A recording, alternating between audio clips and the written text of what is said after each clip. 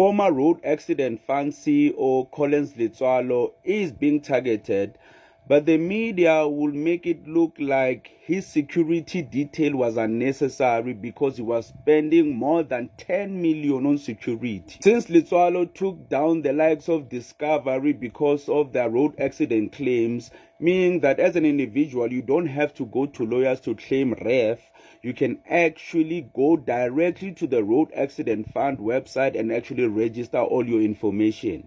So the Sunday Times reports RAF boss Collins Letsoalo rocked up 10 million in security costs with 9 bodyguards, a fleet of Golf GTIs and an armored BMW X5. Man, this 10 million security is well deserved.